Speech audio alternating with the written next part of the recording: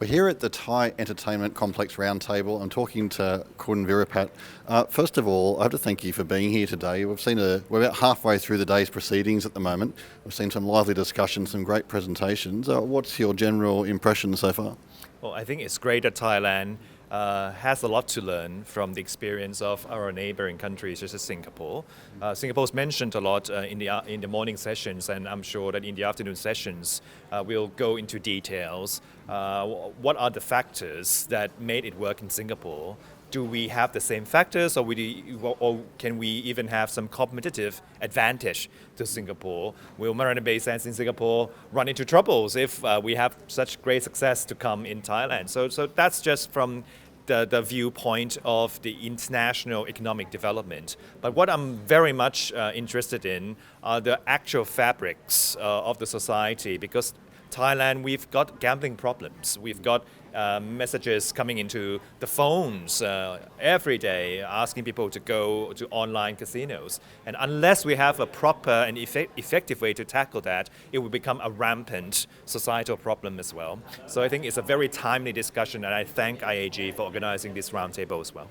As you say, it is a divisive issue here in Thailand. We're seeing that at the moment. What's your personal view on whether there should or should not be entertainment complexes with legal casinos in them? As the speakers rightly, non-Thai speakers rightly pointed out, it's our decision to make, and that requires political process. Now sometimes political process becomes too political in itself. Let me cite one good example. Many years ago, we were debating whether one of the largest brewery company in Thailand by Thai people called Bia Chang should be listed in the Thai Stocks Exchange. It ended up becoming a massive political debate, and Bia Chang, or Thai Bev, ended up listed in Singapore.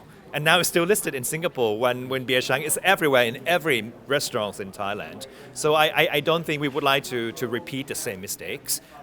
We can drink beer, but we don't have to crash the cars on the streets. In the same way it applies, I think, to casinos. If it's well regulated, just 10% part of the much more enriching entertainment complexes, I think that would be a right place to start the discussion.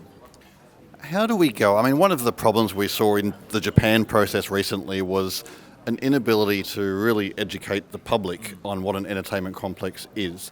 And I think that's very important if you want to get this, get public approval, which is also important. Yes. How do we go about addressing that problem here in Thailand? So the government needs to engage with the society, engage with the experienced operators who have wealth of experience and information and statistics over years of operation in countries like Singapore, Malaysia, or even South Korea. Different countries have different models, but I think we can learn from those experience.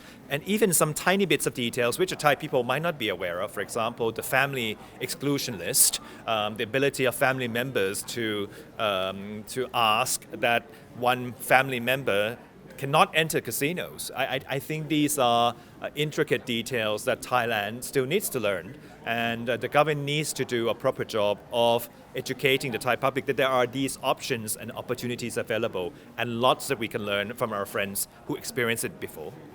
The draft law is obviously working its way through Parliament very slowly at the moment, a lot of discussion around it.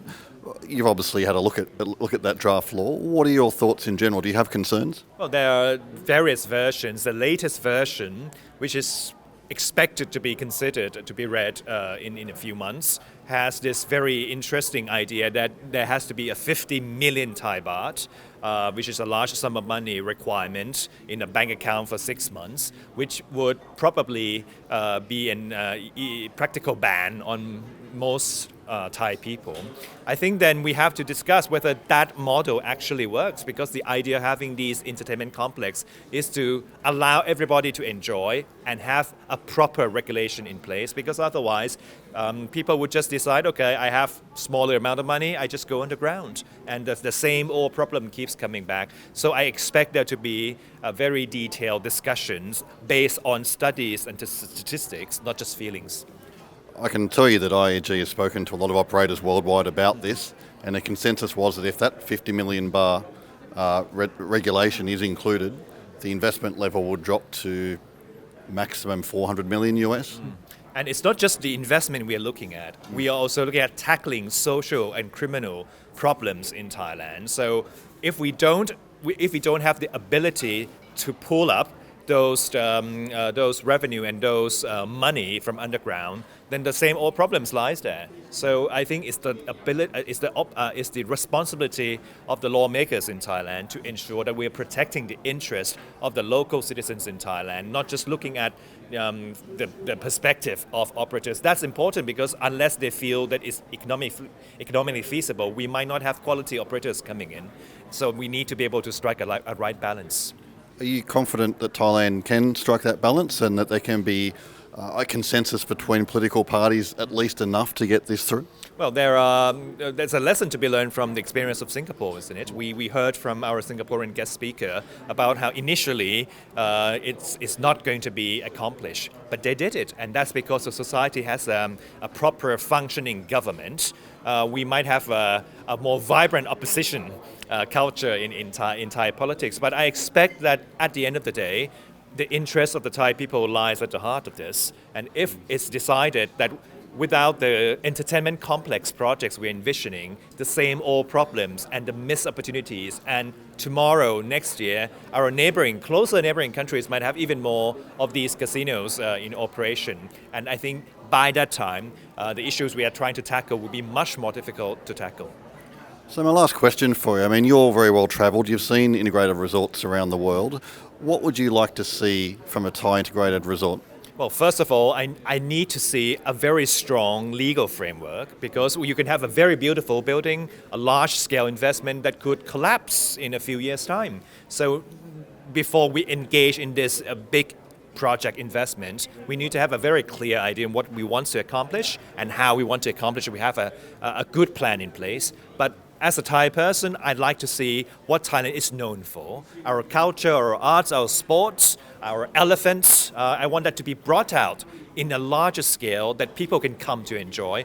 They might come to Thailand because 3 out of 5 family members wants to see the biggest elephant centers, the highest quality Thai boxing match that they can witness. And the parents just sneak out from the hotel room at night to enjoy, some time off. And I think that happens already somewhere in this world. And why can't it just happen in Thailand? Kun Verapat, great to talk to you. Thank you.